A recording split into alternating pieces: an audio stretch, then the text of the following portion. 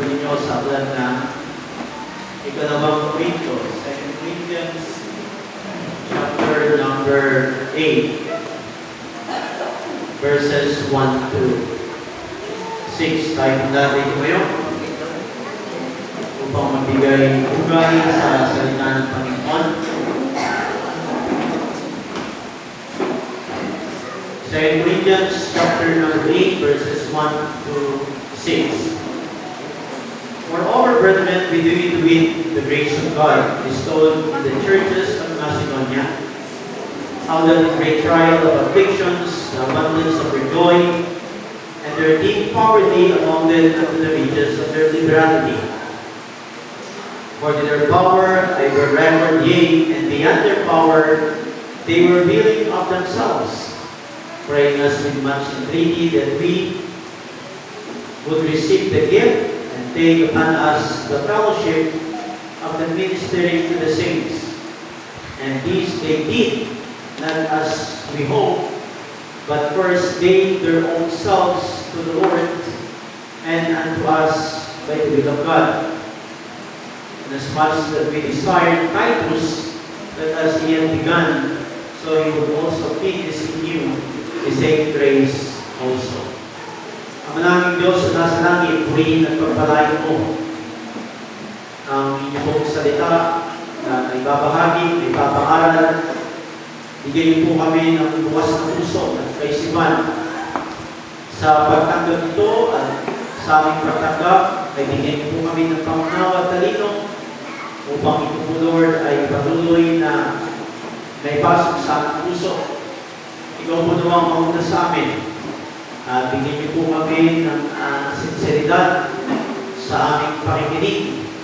Kung yung kayaan ng ating mga tainga ay nakapakinig ng ibang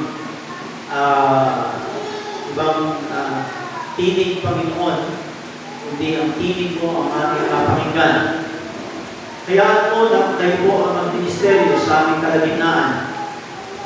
Dalangin ko, Panginoon, na ang kapayapaan, katahimikan sa loob ng ating simbahan, Lord, ay aming inaasahan dahil ito po ay isa sa mga handang upang hindi kami makapag-concentrate sa ating pakikinig. Kaya mo ang mensahe mo ang makita at si Kristo at ang biyayang katabag mo ay may pagtatulong, Lord, sa amin. Tulungan niyo po mo na kung puso ko pong may pangalan ng katotohanan na hindi ayon sa aking emosyon, hindi ayon sa aking talino, kundi ayon sa iyo na nais mo ng mensahe ibigay sa kanila at nawa ay matutubo ang bawat isa.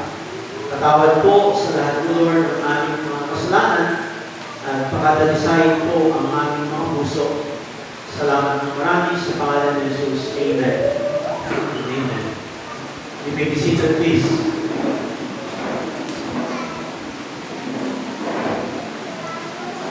Ang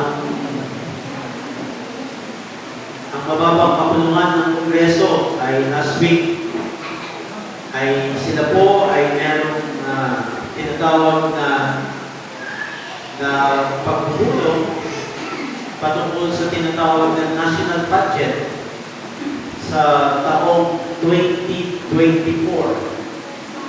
So wala pa man po ang Disyembre ay pinagpupulungan na ang kung ano at magkano ang budget na gagamitin sa taong 2024. Ito po ay naipasa sa Kongreso. Ang budget ng Pilipinas ay nasa 5-point-something trillion. Like last year, this year, ang budget ay nasa 3-point-something trillion. So, ibig sabihin, tumaas ng budget ng Pilipinas ng 2 trillion. Ngayon, ito po ay, ang budget na ito ay ipinapahagi sa bawat ahensya ng gobyerno, bawat departamento. Isa po rito na pinakamalaking budget ay ang Department of Education na si VP Sara Duterte ay nagisa ng mga kongresista kung saan gagamitin ang pondong ito at yung kanilang tinatawag na confidential fund.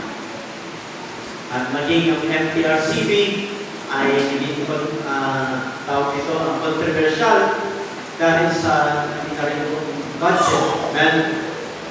But of course, isa rin sa pinakamalaking budget ay ang ating armed forces. Okay.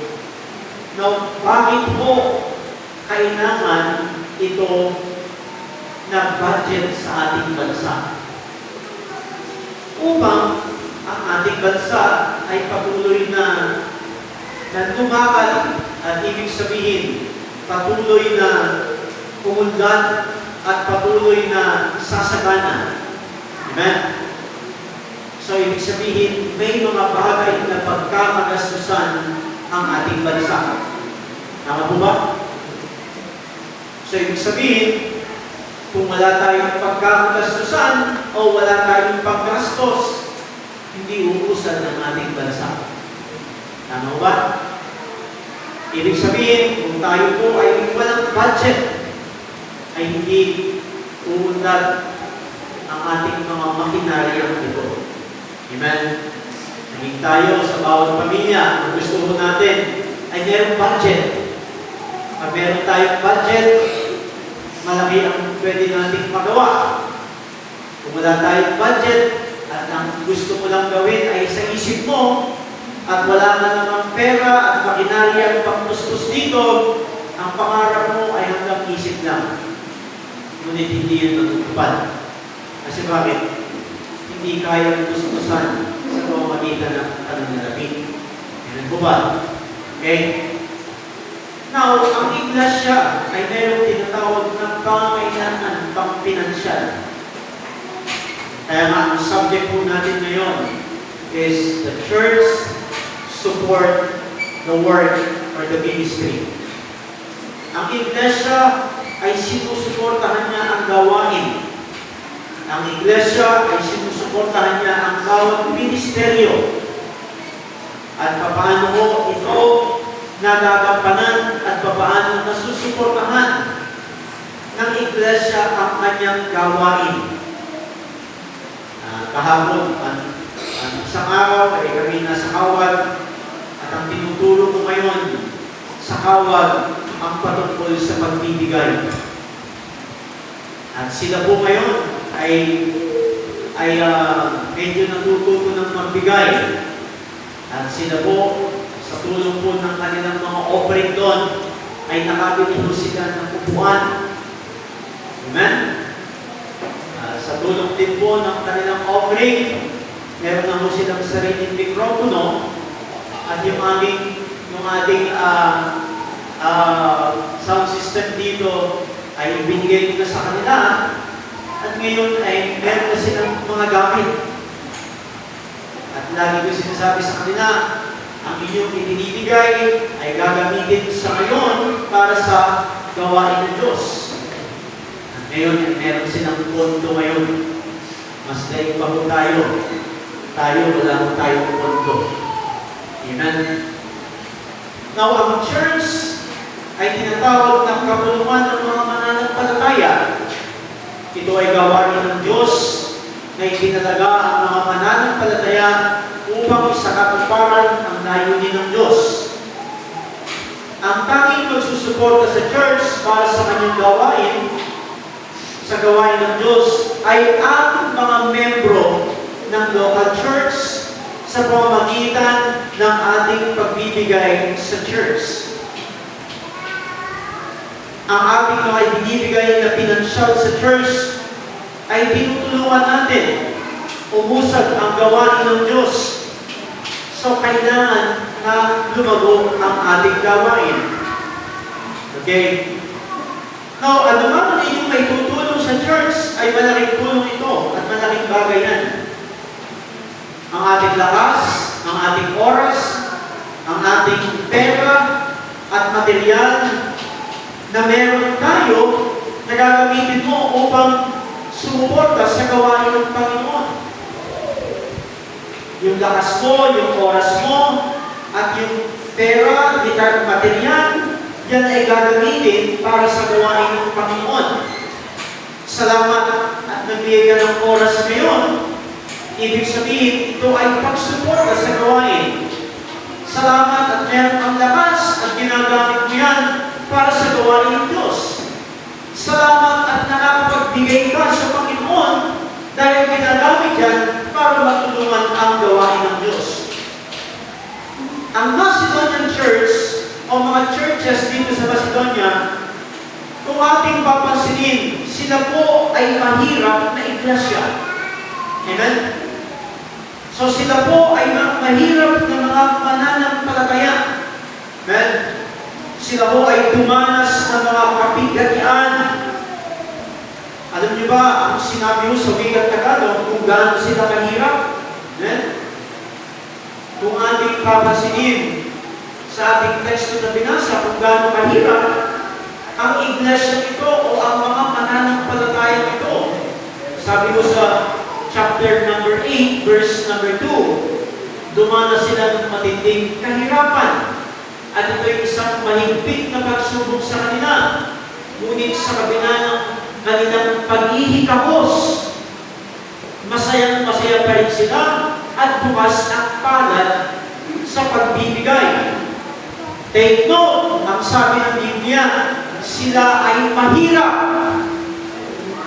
Pangalawa, ang sinabi ng Biblia, sila ay naghihikahos. So, iba ho yung mahirap sa naghihikahos. Ikaw mahirap ka ngayon. Dahil bakit? Namumroblema ka dun sa mga bagay na gusto mong bilhin, pero hindi ka naghihikahos. Amen?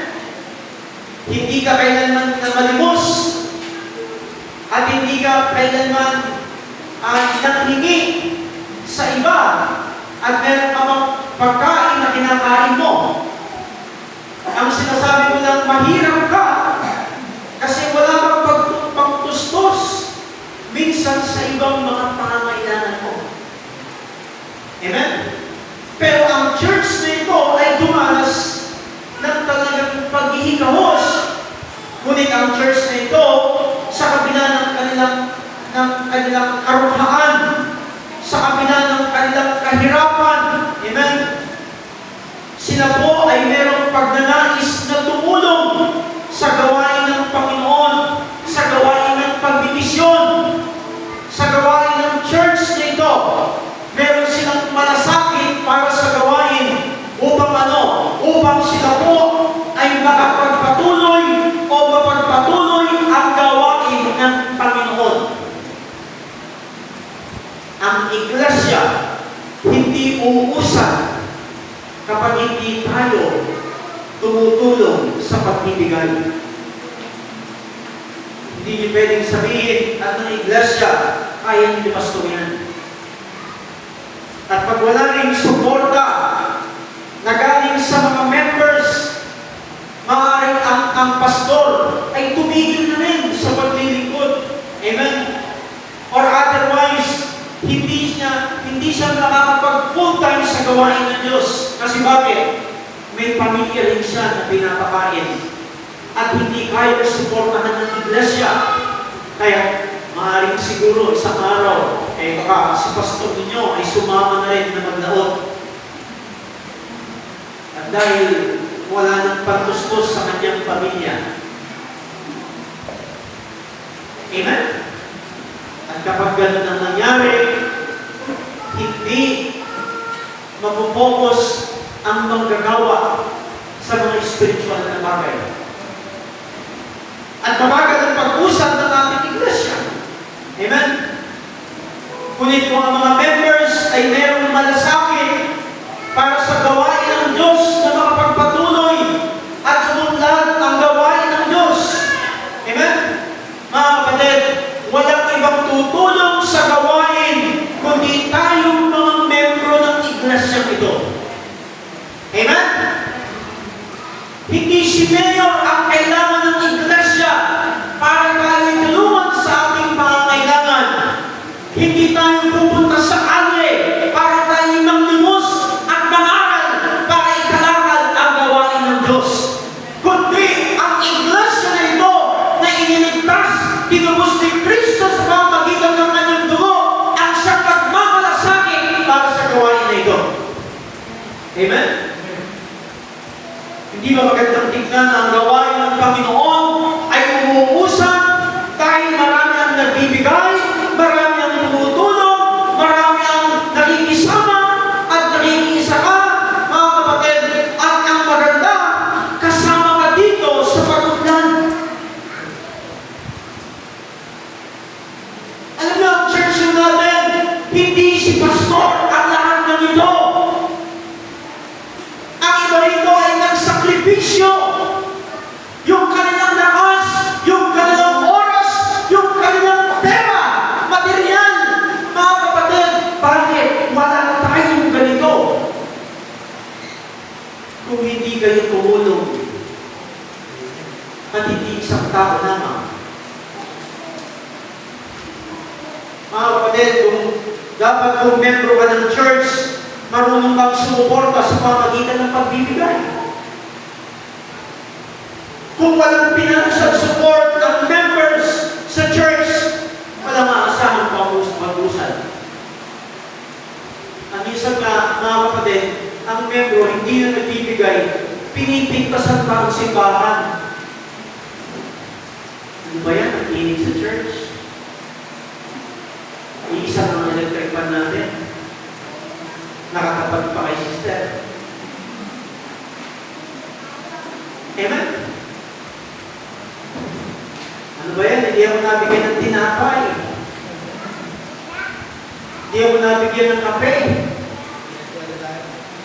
Na, yung mga maliliit na bagay nito, na kung saan nagre-reklamo ka, pero ang tanong, nagbibigay ka ba?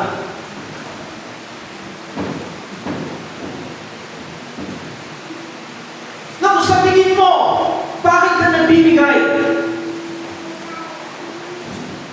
Okay na ba ang binibigay mo sa Panginoon?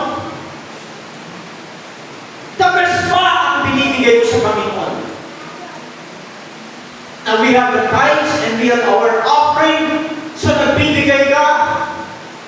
Yung ibinigay mo bang yan ay talagang the best na yan para sa gawain ng Panginoon? Now, how to support the work of the church? Paano natin susuportahan bilang iglesia ang gawain ng Panginoon?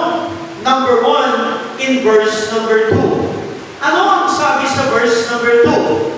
Dumala sila ng matinding kahirapan at ito'y isang mahigpit na pagsubok sa kanila.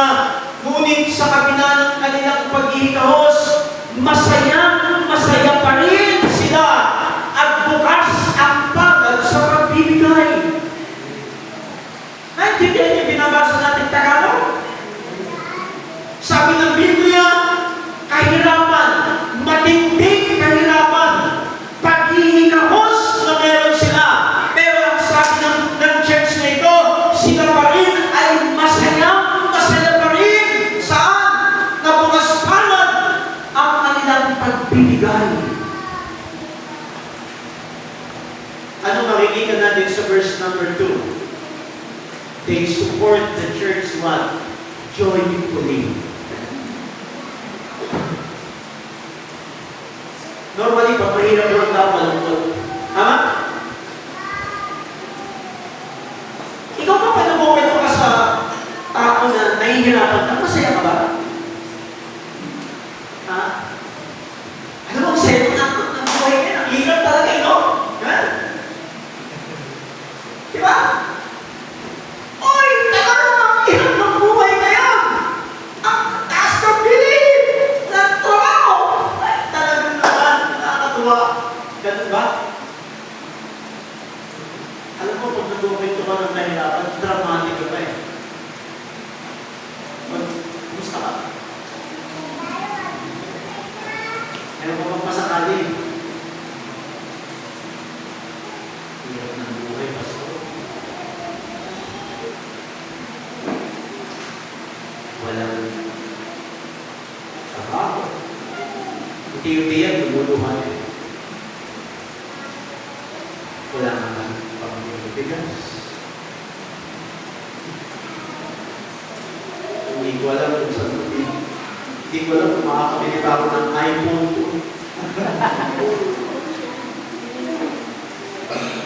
Ano ibig sabihin? But this church, mga kapatid, sa kanilang kahirapan, masaya silang nagbibigay sa Panginoon para sino? Para sa gawain ng Diyos. Amen? Now, 2 Corinthians chapter 9, verse number 7. Anong sinabi ng Biblia sa 2 Corinthians 9, verse number 7? Tingnan po ninyo ang sabi ng salita ng Diyos sa verse number 7. Ang bawat isa ay dapat magbigay ayon sa kanyang pasya, maluwag sa loob, at hindi napipilitan lamang sapagkat iniibig ng Diyos ang nagbibigay ng may kagalakan. Amen? So tayo ay nagbibigay ng merong kagalakan. Bakit? Ang ibibigay mo na yan ay para sa Panginoon. Pero kung nalapit ka ng offering, at ang niisip mo sa iyong offering, pag binigay ko ito, si pastor na naman, pupunta na naman ng Jollibee.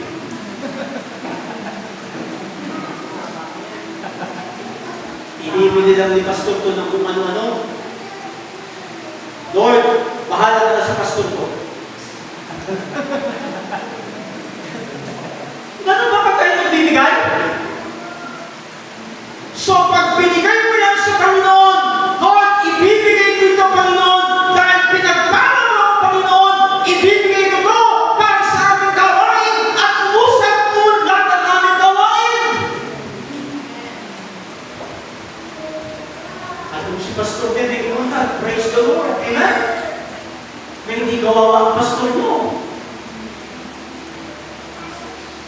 Na gusto niyo ba ang pastor nyo na nagiging busabos? Amen? Pero hindi yan pakay ng salita ng Diyos. Ang tanong ko sa inyo, masaya ka bang nagbibigay para sa gawain ng Panginoon? Amen? Amen?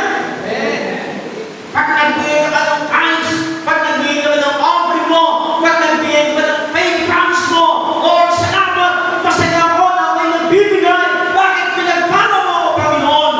Alam niyo mga kapatid, ang masayang nagbibigay ay masayang sumusuporta sa gawain ng Diyos. Hindi mabigat pag ikaw ay nagbibigay. Hindi mabigat pag tumutulong ka sa gawain ng Diyos. Hindi pag nagbigay ka, ano ba yan? Kakamot ka pa sa ulo mo, magbibigay na naman.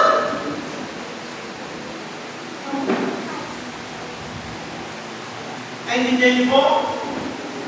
Kaya ho, ang nagbibigay ay walang bigat sa kanyang puso dahil alam niya na ito ay mapupunta sa gawain ng Diyos. Amen? Hindi tayo isang grupo ngayon ay inimbestigahan ng Senado. Amen? Yung Socorro. Pero hindi tayo ganun. Sa Romans 12 verse number 8, anong sabi ng Romans 12 verse number 8? Amen? Sabi ng Panginoon sa kanyang salita, sa inyong Biblia ninyo, Romans 12 verse number 8, anong sabi niya rito? Mga kapatid, magpalakas ng loob ang may kaloob ng pagpapalakas ng loob. Kung pagbibigay ang inyong kaloob, magbigay kayo ng buong puso. Kung pamumuno naman, namuno kayo ng buong sikap. Kung pagpapakawang gawa ang inyong kaloob, gawin ninyo yan ng buong galak. Magbigay ng merong puso. Mga kapatid, magbigay ng merong kagalakan. Walang pag-iimbot sa sarili at hindi mo pinagkakaitan ang gawain ng Diyos. Hindi mo pinagkakamutan ang gawain ng Diyos. Bakit hindi mo pinagkakamutan ang gawain ng Diyos? Dahil ang Diyos hindi niya pinagkamutan. Dahil si Kristo nagbigay ang lahat nagbigay sa iyo bago ka nagbigay sa Diyos.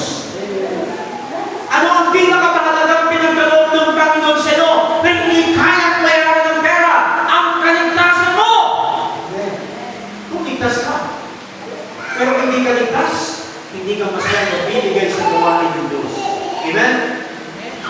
Kaya mga kapatid, may mga nagbibigay na hindi tama ang puso, basta lang nagbigay. Amen? Pakinggan nyo ang bimata. Are you listening? So, hindi tayo may mga taong nagbibigay na basta lang nagbigay.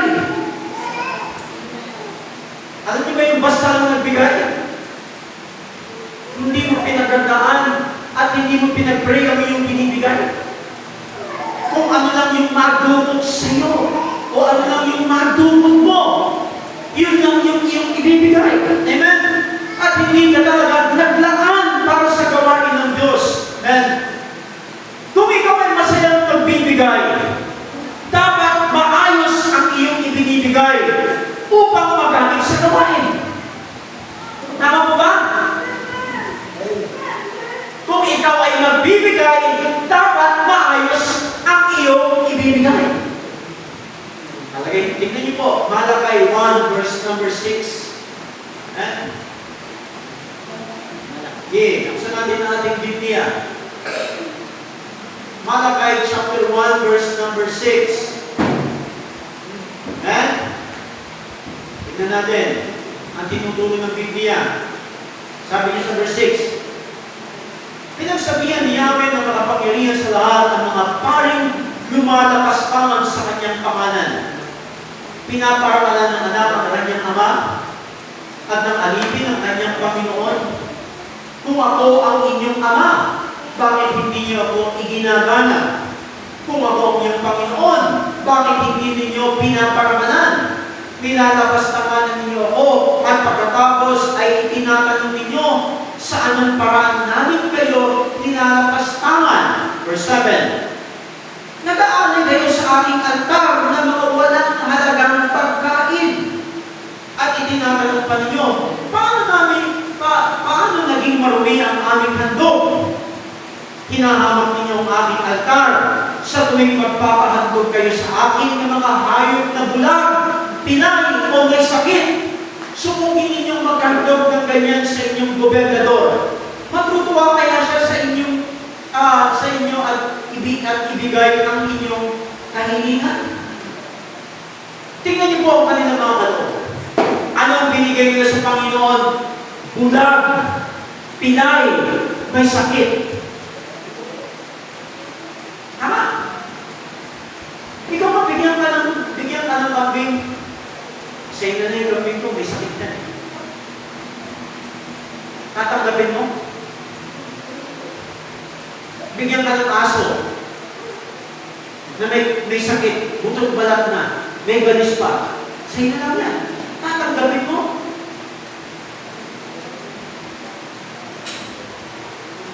Kung ikaw ay bibigyan ng pagkain na sira, tatanggapin mo? Sabi ng Diyos, nilalakas-tangan ninyo ako. Bakit? Sa inyong mga kaloob, hindi kayo maayos magbigay. Ang lahat ng binibigay nyo, marami. Lahat ng inyong binibigay, dipekto. Paano magagamit sa gawain ng Diyos yan?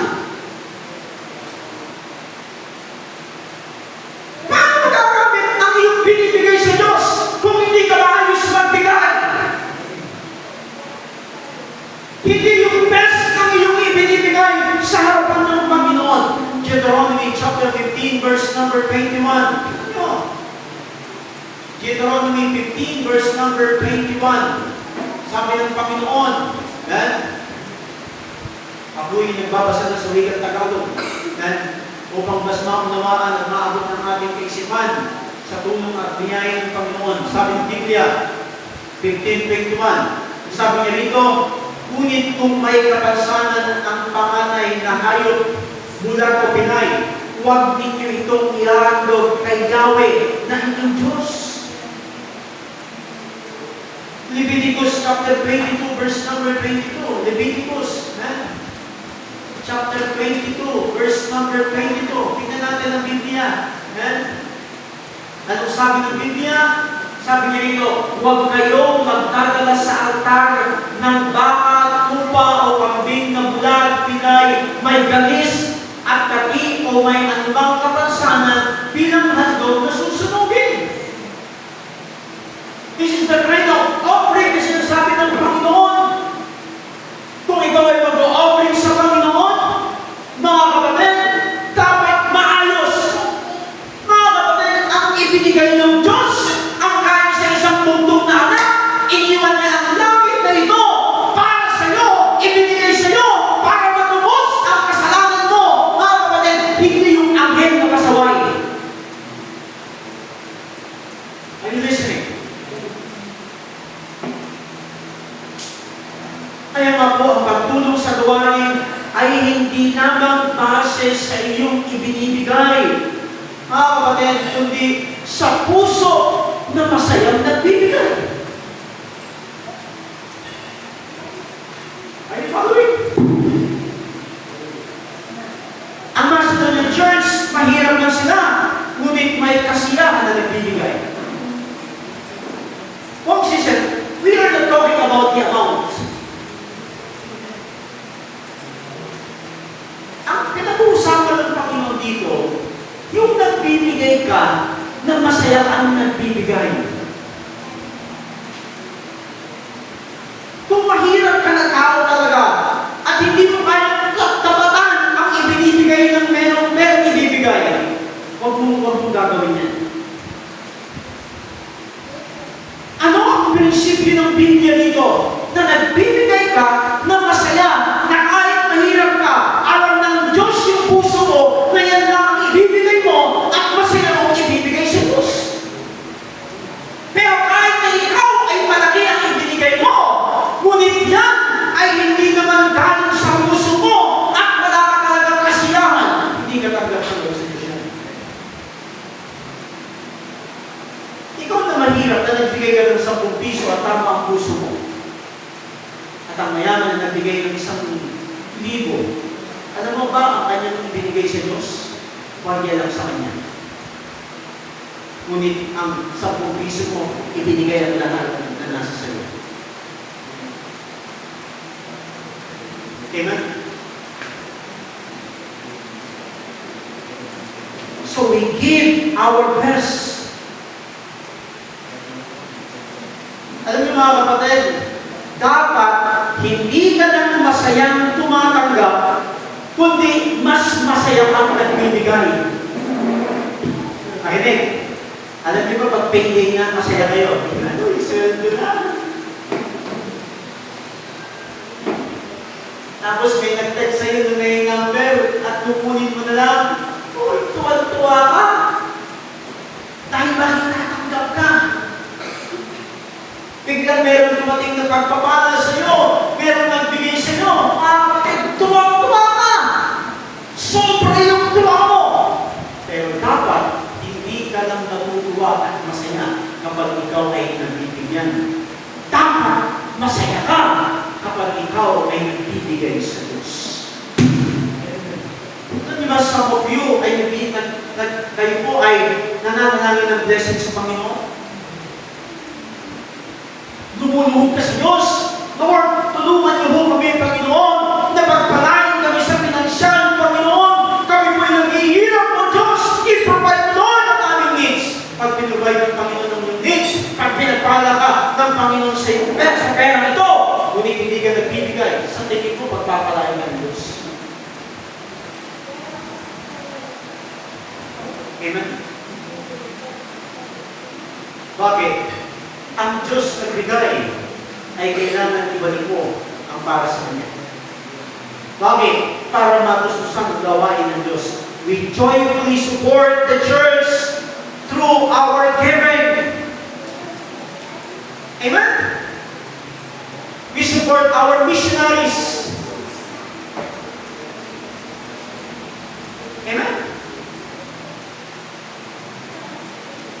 Kanina umaga may nag-text sa akin at yung upa ni Pastor Rudolph ay kailangan ng kunin at nag-usap kami ng aking wife.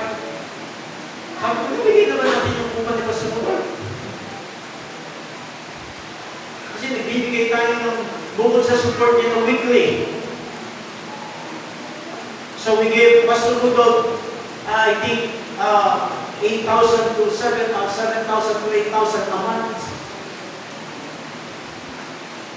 That is our support sa kanya. Including yung rent na ito, yung rent niya, tinutulungan natin siya sa kanyang rent. Amen? Sa kanyang mission house. Kaya pag walang nagbigay sa mission giving, saan namin kinukuha yun? Kinukuha namin yun sa tithes and offering para masuportahan si Pastor Rudolph. Amen? Ngayon, itong tithes and offering dito, mababawasan nito sa ibang pangangailangan ng simbahan. At pati sa amin na bilang isang pastor, ninyo ay mababawasan din ito. Mga kapatid, kaya mag-ihigpit din kami ng sinturod. And we totally budgeted ng gastusin para sa iglesia niya.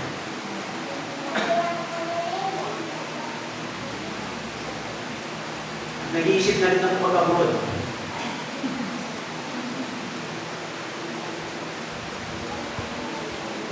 Masaya, makinig kayo, masaya ang gawain ng church kung masaya tayong lahat na nagbibigay.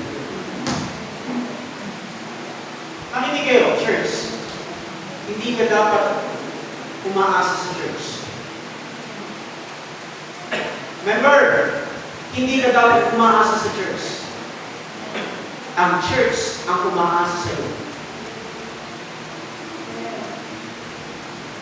Tutulungan ka ng simbahan kung karapat-dapat kang tulungan. Dahil yan ang prinsipyo ng Biblia pagdating sa church, tayo tutulungan. Pero hindi ibig sabihin na every month kang tutulungan, every day kang tutulungan. Kapatid, hindi ganyan. Hindi tayo parang DSWD.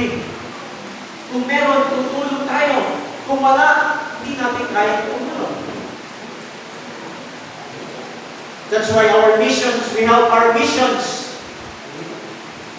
Tapos meron pa tayong Kawag ngayon. So we help our missions in Kawag.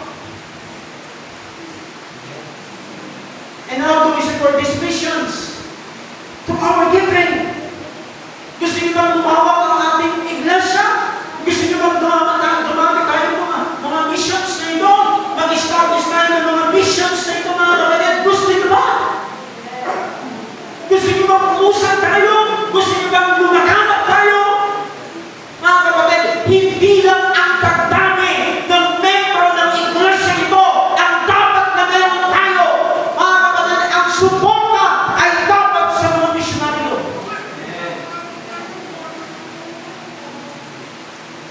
It's sad to say that there are many members who are not give their faith promise giving.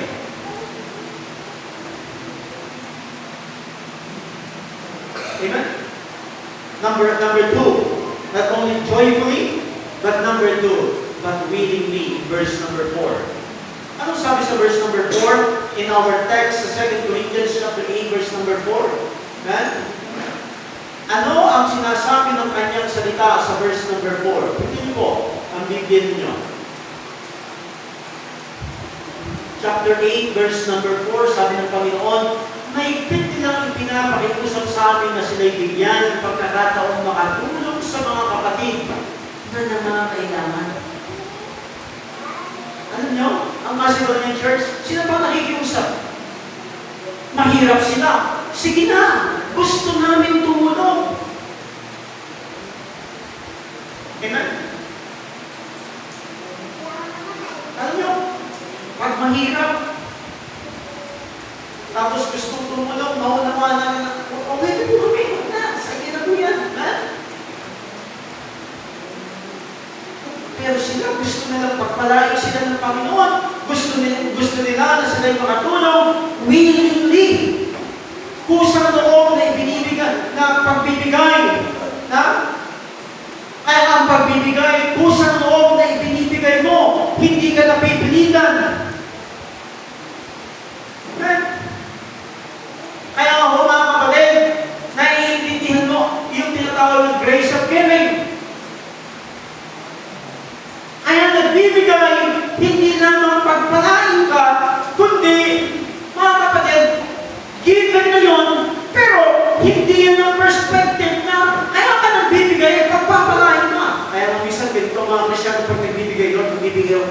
pagpapalain mo. Paano mo pag nagbigay ka ng Diyos, may utang sa iyo? Amen? Pag bilang Panginoon, bigay ako ng bigay, wala nang balik sa akin. Ba't tayo nararanasan ko pang nahihirapan ako ngayon? Totoo ba ang inyong salita, mga kapatid? Ano mo sa pagpapala? Financial blessing. Amen? Mga kapatid, ang pagpapala ng Diyos, hindi lang financial blessing. Amen? Ang pagpapala ng Panginoon, salamat, wala akong sakit. Ano gusto mo, mayaman ka? Tapos marami kang sakit? Salamat, kahit nahihirapan pa, masaya ka pa rin. That's a blessing. Salamat, kahit wala kang financial blessing na ito. Praise the Lord! Nasa church ka pa rin, naglilingkod at ginagamit ka ng Diyos. That's a blessing. Because what? Because there is joy in serving Jesus. Ang importante sa pagkakaloob, mahal mo ang Diyos at handa kang sumuporta sa gawain ng Diyos na walang kapalit. Are you listening? Hindi ka nagbibigay na naghahanap ka ng kapalit. Lord, pangako mo yan. Pag nagbigay ako ng tithes ko, ng offering ko, sabi mo, ibubuhos mo ang pagpapala mo, Panginoon. Bukas, kailangan ko na yan. Kailangan, no?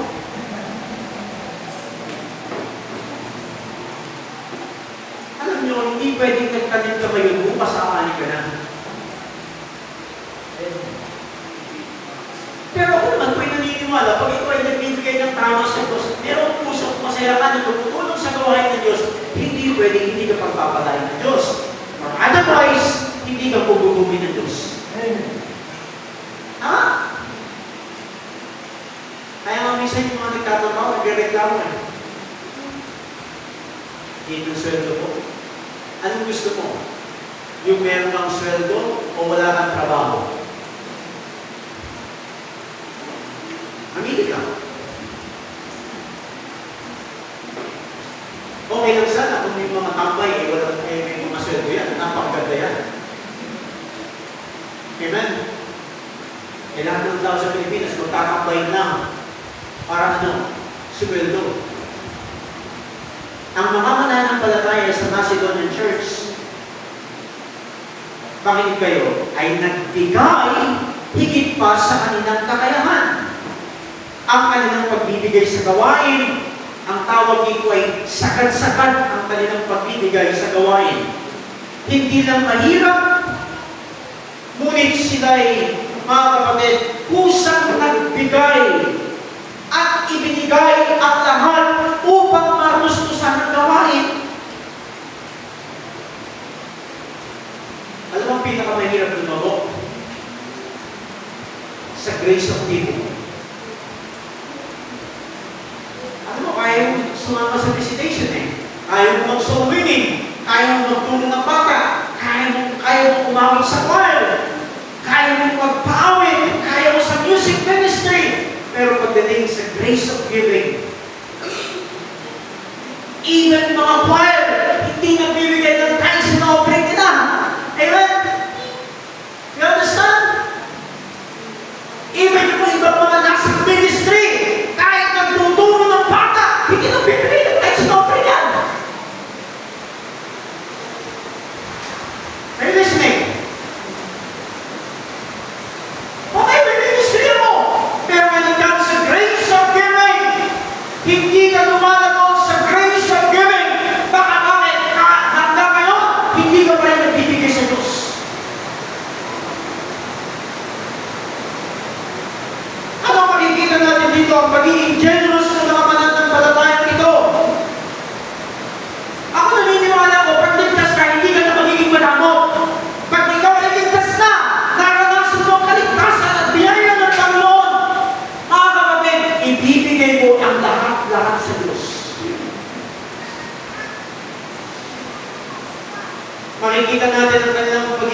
generous. They are the great example when it comes to giving and supporting the ministry. They have the heart to help. Now look at Exodus chapter 2, verse 25, verse number 2 to 9. Ito niyo ba, napakaganda ho nito. Chapter 25, verse number 2 hanggang verse number 9. Tingnan niyo Sabihin mo sa mga Israelita na maghandog sila ng kaloob sa akin at tanggapin mo ang mga buong pusong inihahandog nila. Ito ang kanilang ihahandog, ginto, pilak, kanso. Na ng kulay asul, kulay ube, at kulay pula. Mga pinong telang lino at hinabing balahibo ng kambing. Balat ng lalaking tupa at kinulayan ng pula. Mainam na balat at kahoy na akasya. Langis para sa ilawan at pabangong panghalo para sa langis na pampahid at para sa insenso. Verse 7. Maghahandog din sila ng mga alahas na kornalina at mga mamahaling alahas na pampalamuti sa ephod at sa pectoral ng pinakapunong pari. Ipagpagawa mo ako ng sanktuaryo na titirhan kong kasama nila. Ang sanktuaryo at ang lahat ng kagamitang ilalagay roon ay gagawin mo ayon sa planong ibinigay ko sa iyo. Now, in the Old Testament, may sanctuary. In the Old Testament, mayroong tabernacle. Paano itinatayo ang tabernacle? Paano itinatayo ang sanctuary ito? Binigay ng Panginoon kay Moses kung ano yung mga dapat ibigay para maitayo ang sanctuaryo.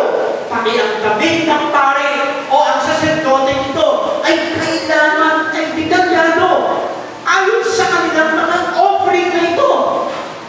Ano ba yung sunod ng mga pare? Sabi dun sa verse number 7, maghahandog din sila ng mga alahas na kornalina at mga mamahaling alahas na pagpalamuti sa ephod at sa pictorial ng pinakapunong pari.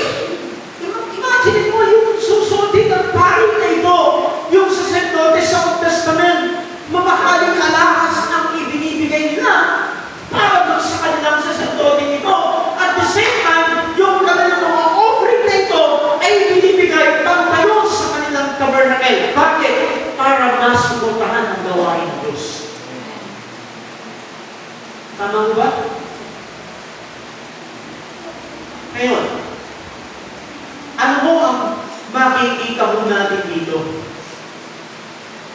Ang pagbibigay ng pusang loob ay tatanggapin ng Diyos para sa paggawa ng sanctuaryo.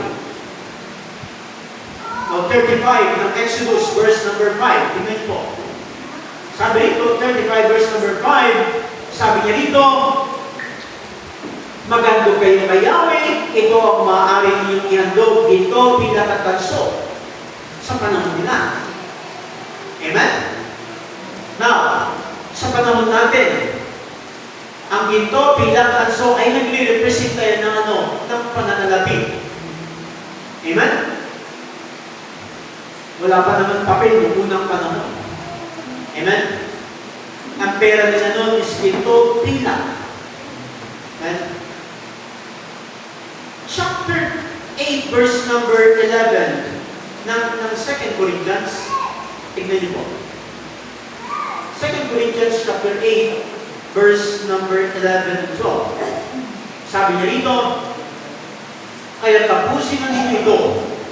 Ang sigasig ninyo noon sa pagkahamad ay tukbasan ninyo ng sigasig na tapusin ang bagay nito. Magbigay kayo ayon sa inyong makakaya sapagkat kung may hangaring magbigay, tatanggapin ng Diyos ang inyong kaloob ayon sa inyong makakaya at hindi ayon sa hindi ninyo kaya. Huwag naman mong ganito. Lord, mahal kita, Panginoon. Gusto ko magbigay sa iyo, Lord, ng malaki. Pero wala mong maibibigay sa iyo, Panginoon. meron akong kilalang Bombay, papahiramin niya ako. Ibibigay ko sa church yun. Huwag ganun. Huwag mo ipapangutang ang ibibigay mo sa Diyos. Para lang meron kang masabing meron kang ibibigay sa Diyos. Ang ibibigay mo sa Diyos ay galing sa'yo at ibinigay ng Panginoon din sa'yo. Ayon sa pagkakala ng Panginoon. Amen? Kaya minsan meron mga debate, yung tawag dito, yung mga pari ko panunan ni Gloria yun, ay tumatanggap sila na galing sa wedding. At merong debate ngayon, tayo bang mga pastor, tatanggap ba tayo ng pera na galing sa wedding, galing sa sugal?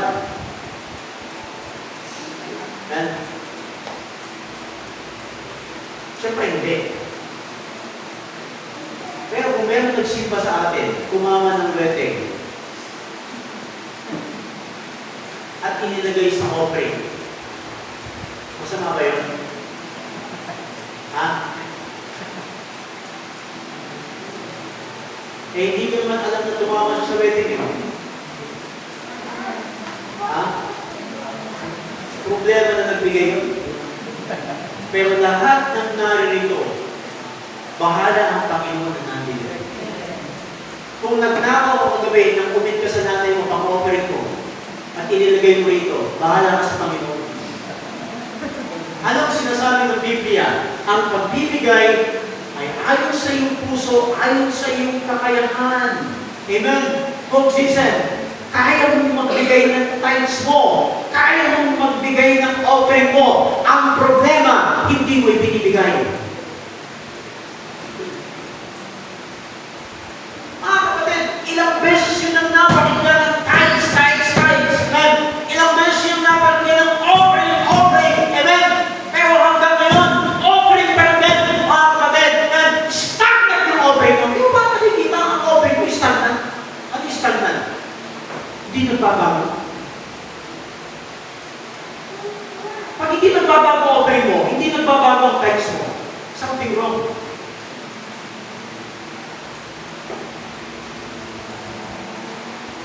And even your first to giving. Alam niyo mga kapatid, ang first fruit natin, ginamit natin lahat dito. Sa gawain natin. And even me. Alam mo, ang offering ko sa Panginoon, listen, even my first good giving, hindi ako nakakatanggap ng ganong klaseng halaga. Every month. Pero yun ang ibigay ko sa Panginoon. Because I want to honor my God and my Lord. Amen? Bakit? Ang pagbibigay sa gawain ng Panginoon ay isang hangarin na gagampanan upang maalwas na lalakad ang gawain ng Diyos. Amen? Now look at this. We have a project with 300 van. Paano ba sa luho ng simbahan natin yan? O pag 300 van tayo, let's go and have fun and travel around the world. Amen? So every week may schedule tayo para hindi tayo kasya lang. Ito yung grupo na ito. Pupunta tayo ng patio. Next week, Tagaytay. Is that the plan? We will use that for the furtherance of the gospel.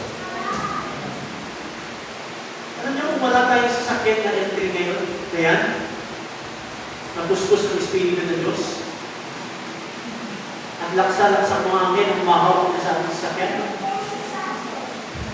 Yung mga nakasama ng hawak, di ba ang hirap kung mag-commute tayo parati? Pero meron tayong sasakyan. Mga kapatid, ang dami natin madadalang kaluluwa sa Panginoon. Amen? Marami tayo maaabot. Amen? And nagpipray tayo na umusad pa. Paano natin gagawin yan? Kung hindi sa pamamagitan ng ating pagkakaloob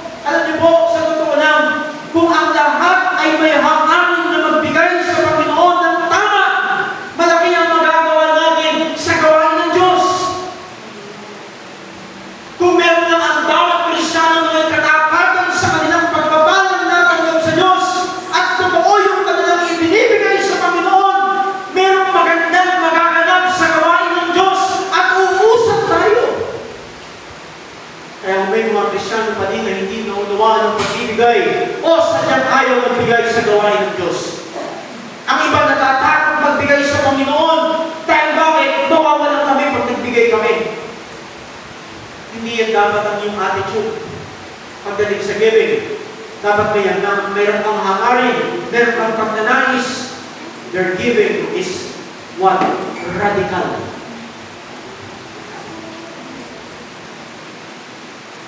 Alam mo ang tawag nito? Bakit ako magbibigay ako? Wala eh. Tama? Pero iba na tayo pag-Krisyano. Pag-Krisyano ka, kahit wala ka, kahit naghihirap ka, nagbigay ka.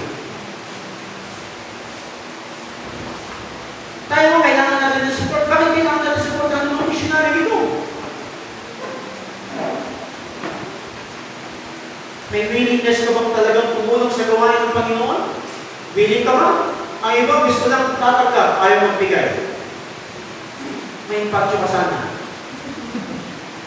Sino, kain ka ng kain?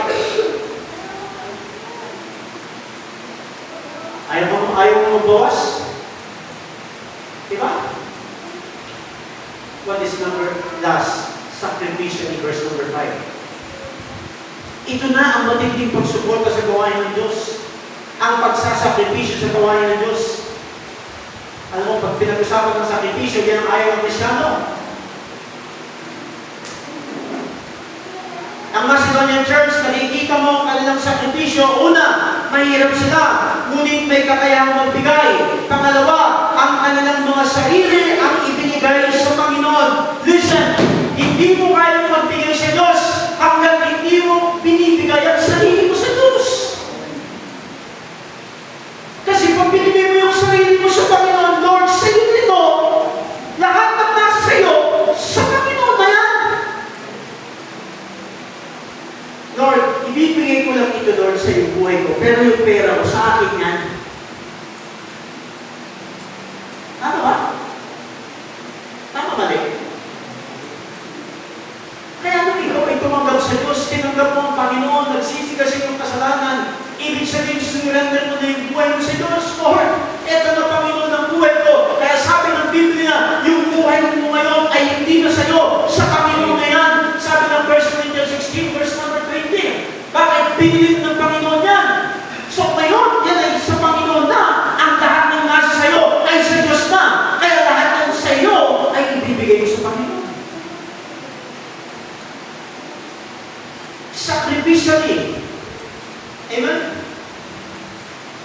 Ang nagbibigay ay nagsasakripisyo para sa Panginoon at sa kanyang gawain. 2 Samuel chapter 2, chapter 24, verse 21. Tignan mo ba? Ay, ito maganda to. Diba? Pag binasa nyo ito, ay talagang nakikita natin kung anong puso na meron tayo. Sabi ng hari, pamibili ko na. Para sa gawain ng Diyos. 24. Natin.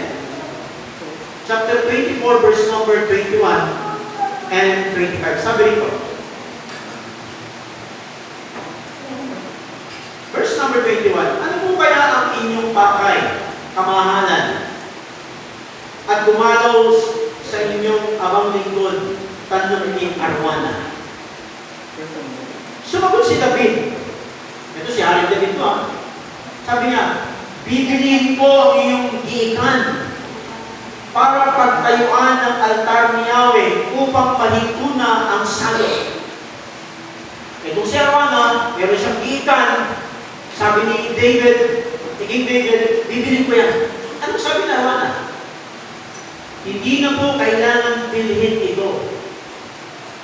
Gamitin na po ninyo sa paghahandog. Tugon naman ni Arwana. Sinabi pa niya, mayroon po akong mga toro dito. Ito na po ang inyong ihandog.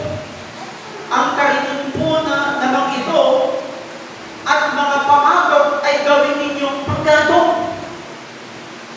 Nang maibigay niya ang lahat ng ito, ay inilugtong pa niya, maging kalugod-lugod nawa ang inyong handog kay Yahweh na inyong Diyos. Verse 24. Ngunit sinabi ng hari, David, hindi maaari, babayaran kita sapagkat hindi ako maghahandog kay Yahweh ng anumang walang halaga sa akin. Kaya binayaran ni David ang higang yun at ang toro sa halagang 50 pirasong pila. Sabi niya, hindi ako mag-o-offering sa Panginoon na walang halaga. Alam mo si Arwana, willing niyang ibigay lahat. Para saan? Gawain ng Diyos. Ino-offer na. Pero sabi ni David, hindi. Ayoko magbigay sa Diyos na walang halaga. Anong ibig sabihin mo? Hindi ka magbibigay sa Diyos na hindi pwedeng hindi ka masasaktan. Pag nagbigay ka sa Diyos, kailangan masaktan ka. Sacrificially. Pamira, ibibigay ko. Meron akong kailangan, pero Panginoon, ibibigay ko sa iyo, Panginoon. Pilit makamang ibibigay sa Diyos yun. Dahil bakit? Sa Panginoon yan. At ang Diyos ang siyang magpapala sa iyo. Pero tayo mga Kristyano, hanggang ngayon, patakot ka pa rin. Hanggang ngayon, pumipot ka pa rin. Bakit? Hanggang ngayon, ang ibinibigay mo, tira-tira sa Panginoon. Amen? Are you listening? Kayo mga young people, tumatanggap kayo ng mga baon ninyo, pero ang iba sa inyo, hindi nagbibigay sa Panginoon. Kanino pera ng katalinuhan at kalakasan ninyo? Sa inyo ginagamit ang pera ninyo. Ginagamit kayo sa mga bagay na walang kwenta at napaprimaraan ang buhay ninyo.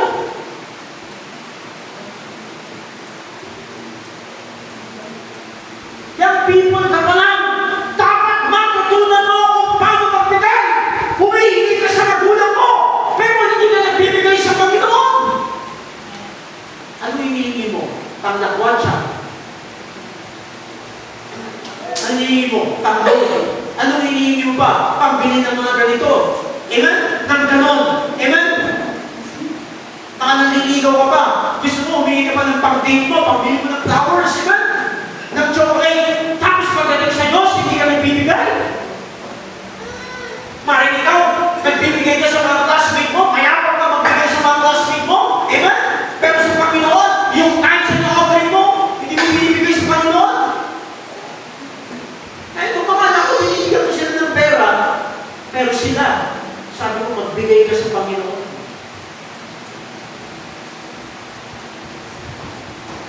Sacrificially. Amen? This is a sacrificial gift. Ang tunay na mananampalataya ay nagsasakripisyo para sa gawain dahil ang Panginoon ay nagsakripisyo para sa iyo. Kaya kapag ikaw ay generous sa gawain ng Diyos, hindi mo nagagawin ng Diyos ang pera. Actually, ang problema talaga ng tao ay pera. Kayo mag-asawa, nag-aaway kayo sa pera. Maraming tao nag-aaway sa pera. Pero ngayon, nagsimpa kayo, uwi kayo, wala kayong pera. Tapos pagdating sa kayo, mag-aaway kayo dahil sa pera. Wala na kayong pag-aaway yan kasi bakit? Wala kayong pera. Pinag-aaway yan, hindi mga bagay na wala kayo. Tapos may pera kayo naman, marami. Nag-aaway pa rin kayo. Dahil bakit? Gusto ko lahat sa inyo. Bakit? Ang pera, ang tao, tinudus niya ang pera. Sabi ng Biblia, for the love of money is the root of all evil. Kaya pag minahan mo na yung pera, nagiging demonyo ka na. Ang tao nagiging demonyo. Walang kinikilalang pamilya. Walang kinikilalang tao. Basta meron siyang pag-ibig sa pera. Pero pag Kristiyano mo, ang Diyos ang yung naging Diyos. Yung pera. Wala yan. Basura lang sa Panginoon. Kaya mga kapatid, alam ko tayo mga Kristiyano, hindi ka dapat mag-aalala sa pera dahil alam ng Diyos na ikaw ay may pangangailangan at hindi ka niya kaya kapagkulangin.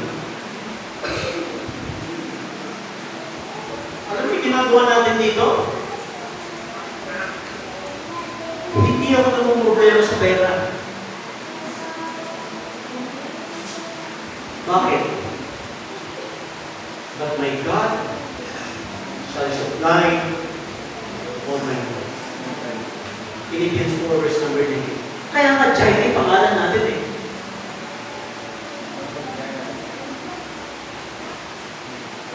Ang tanong ko sa inyo, ano ang kaya mong maisakripisyo para sa gawain ng Panginoon? Kaya mo bang isakripisyo ang oras mo? Lakas mo, talent mo, kayamanan mo para sa Panginoon? Ano ba yan? Ano yung lakas? Mag-ministry ka. Hindi lang tayo panay tulog ng tulog. Ano mo kapag ikaw ay tulog ng tulog? Nagpa-practice ka ng mamatay. You are practicing to die. Amen? Pero kung magigising mo pa lang tulog, gano'n naman. Ang inilaan na oras ng Panginoon sa atin na tulog, walong oras lang. Ikaw natutulog ka 24 hours a day.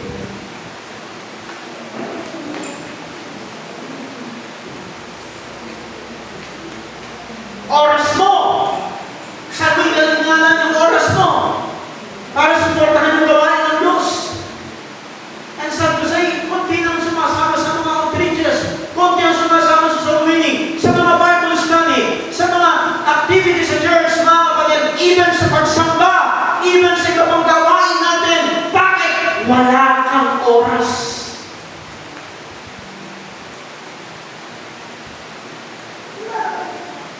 And I will not apologize for this preaching because what? This is the truth. Masasaktan ka o masasaktan ka ba ng Panginoon? Your talent. Marunong ka umawin? Bakit hindi mo gamitin sa Diyos? Dahil ka pa nga na hindi marunong umawin, yung hindi marunong umawin, magpupursige umawin. Kaya kami mga nakikinig, ang ibinibigay sa amin, patience.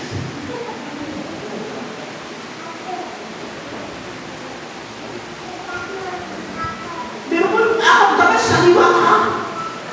Pero gusto ko magparamon sa Panginoon. Kaya imbis na ikaw ay tignan siya habang umaawit, yumukan na ano namin, Lord, give me patience.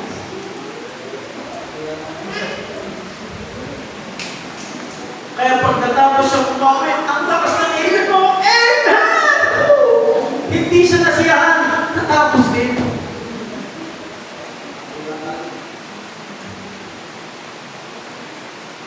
Oras, akin, kailangan. Pero meron ka. Lahat ng nasa sa Panginoon, anong tawag sa atin? Katibana, ngunit minsan, umakas na kang ikaw ang may-ari. Kaya ang prinsipyo ng stewardship, pag namatay ka, wala kang iinom ko, wala kang dadalhin. Baka meron sa inyo, nagbibili na ito. Sweetheart, darling, my love, mahal.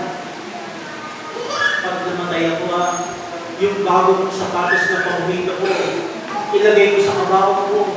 Kahit pag nandun na ako sa kabila, gagamitin ko yan. Alam mo, pag Kristyano ka, wala na akong gano'n. Kasi bakit? Pag dinala mo sa langit pa yan, halimbawa lang, at nadala mo, sabi ng Panginoon, ba't may basura dito? Pero mo, ginto ang yung lalakaran sa langit. Yung kotse kong ipinundar, pag namatay ako isama mo sa akin libingan. Okay mga naglalakad, baka pati bangkanin nyo.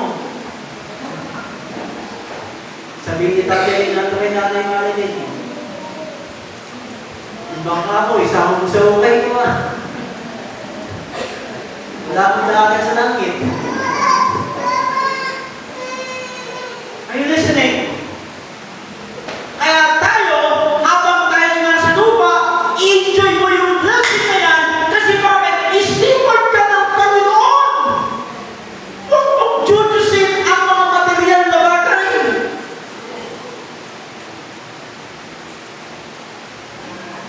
Kaya kayo anak mo, pag nahulog yung cellphone, nakatakot na cellphone. Mababatugan mo pa, di ba? Di ba, matatadya ka mo pa kasi mamumura mo pa yung bata na yan. Ngayon, kahit ang sa cellphone na nalaglag, pero hindi mo alam, anak mo yan.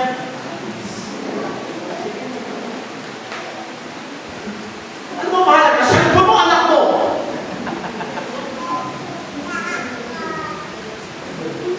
Pag binura mo pa mula ulo hanggang baka, lahat ng bandalayan, di ba? Ano mo? Matatakot. Disgrasya, huwag ganun. Dahil bakit? Hindi naman yun ang kayamanan mo. Salamat sa Diyos dahil may mga bagay na pinagkakatiwala ang Panginoon sa atin. Sana maging katiwala tayo. Kayo kung may mga trabaho at nananalangin ng trabaho, kung may pagpalain ng Diyos sa trabaho ninyo, huwag niyong kakalimutan ng Diyos. Amen. Makakalimutan. Ang mga professionals, kinakausap ko yan. Pag kayo'y pinagpala ng Panginoon sa inyong trabaho, huwag niyong kakalimutan ng Diyos. Pinag-pray ka ng simbahan na magkatrabaho ka. Tapos ngayon, hindi ka nagbibigay sa gawain ng Diyos. Amen? Tapos bigla kang nawala sa simbahan. Kasi bakit? Dahil may trabaho ka. Ang palagi ng simbahan sa'yo, Lord, tanggalin mo sa trabaho yan para bumalik sa church. Tapos pag wala ng trabaho, gusto mo pag-pray mo, magkaroon ng trabaho. O pag-pray ulit. O magtatanda ka na. Pag-pray ka namin. Pag hindi ka na, pag wala ka sa church, ano mo ba mangyayari sa'yo? May negosyo ka ganun din. Unang Panginoon. Amen? Trabaho, unang Panginoon. Bakit? Lahat for the glory of God. Kayo mga estudyante na nag-aaral, huwag kayong magsunod ng kilay siya. Gusto ko maging honor. Gusto ko lang ang medalya ko sa school natin. Eh, sa Panginoon na lang, bigyan na meron pa. Pagdating mo sa namin, wala ka reward. Bakit tumawa ka lang siguro nun? Reward? Sa school, puro medalya na. Lahat, alam mo yung sa mundo. Si Panginoon, wala kang alam. Sa Genesis, hindi mo pa alam. Pagdating sa Genesis, punta pa ng Revelation. Punta pa ng table of them. Kasi bakit? Wala kang alam sa Biblia. Kasi bakit? Hindi ka nagbigay ng panahon sa Panginoon. Puro activity. Pero mo yung process na sa atin, activity pa rin kayo. Practice. Pagdating ng bayan, wala kang practice. Sana tinatamahan ko ngayon.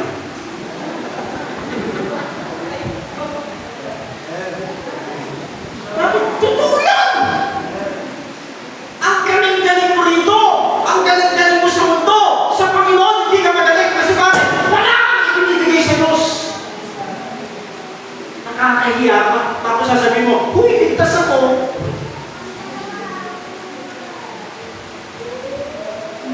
Kailangan balanse. Amen?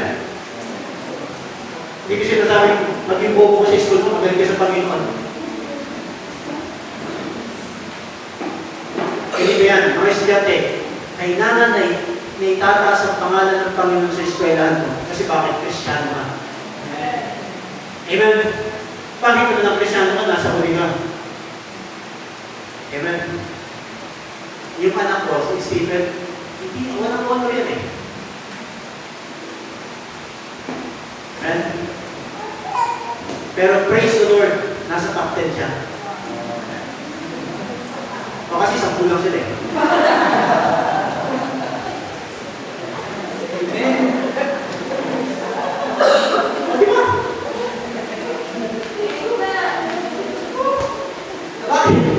Kapag nag-usap-usap sila ng mga hindi naman classmate, mga kaibigan sila siya, nasa top 10. Dali nga, top 10. Amen? Hindi ka natatanong ito, ito kayo sa klase ninyo. Kasi alam, sa public, diba, nasa 50 sila, 70, diba? Private school naman ako. Then, ilan kayo sa school? 10 lang.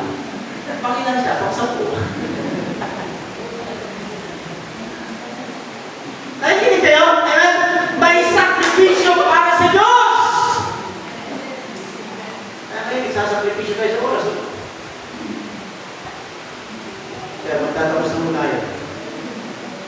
Let us give sacrificially. Paano mo nalaman na ikaw ay nagsasakripisyo sa Panginoon kapag nasasaktan ka na? Alam mo, sa pag-ibig ka, nasasaktan ka. Nagsasakripisyo ka na. Dahil nasasaktan ka, mahal ko pa rin siya. Hindi ko kaya mabuhay pa wala niya. Unggoy.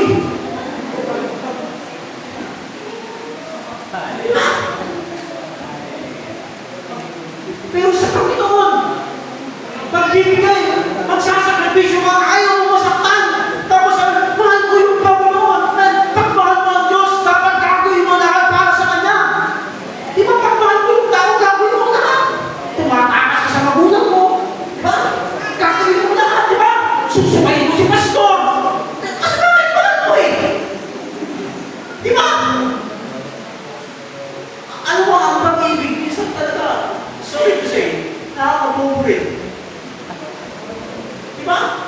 Wala akong papakinggan. Ang nakikita mo lang pag bumibigat ka, mga puso, mga ganyan. Kinikilig ka. Arahan na siya. Diba? Wala kang iisipin kundi siya. Diba? Lahat ng nasa isip mo kundi siya lang. Naglalakad ka, siya lang. Bakit? Oo ka.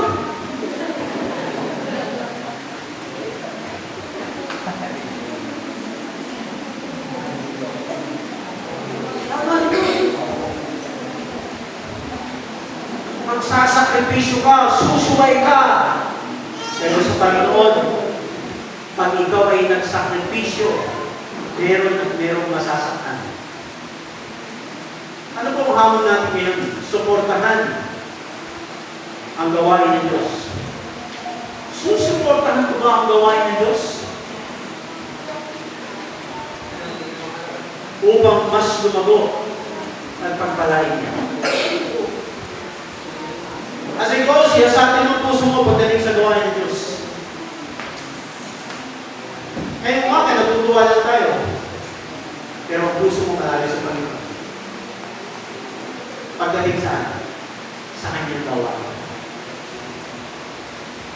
Siya sa atin ang puso mo ngayon. Kung talaga ba, masaya ka ba na hindi ka ng Diyos na sumusuporta? Pangalawa, willing ka ba talagang sumuporta sa gawain ng Diyos? Pangatlo, may sakripisyo ba? Binibigay ka sa Panginoon. Ay, narin. Let us forward and pray. Our God in heaven, we thank you